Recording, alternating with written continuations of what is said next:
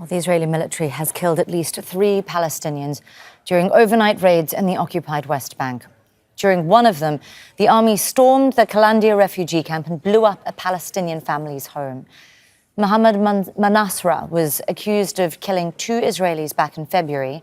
Now, Israeli soldiers shot dead at least 1 Palestinian during that operation and injured 6 others. Well, we can now speak to our correspondent, Nour Odeh. She joins us from Qalandiya in the occupied West Bank. Nour, we know there have been multiple raids taking place, but talk us through exactly what's happened there in Qalandiya over the last 24 hours.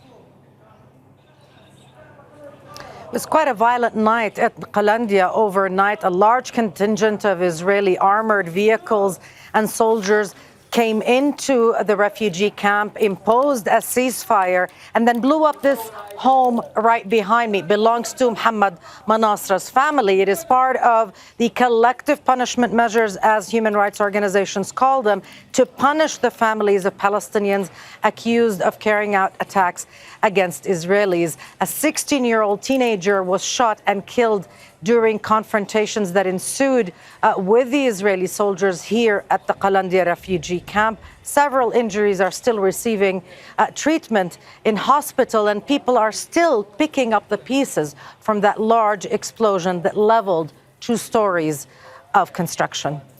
And Nour, this wasn't obviously the only raid that took place in the occupied West Bank. Talk us through what else has been happening.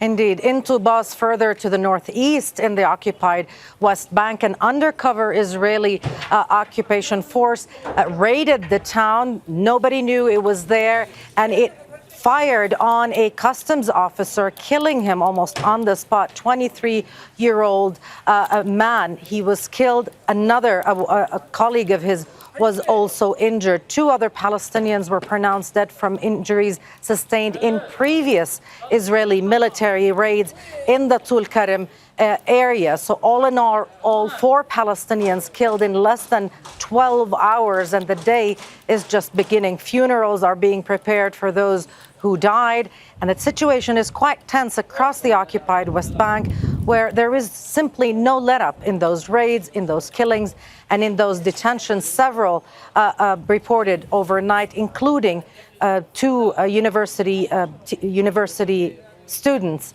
from the Nablus area. Nour Odeh there with the very latest for us from the ground, reporting from Qalandiya in the occupied West Bank. Thank you, Nour. Make sure to subscribe to our channel to get the latest news from Al Jazeera.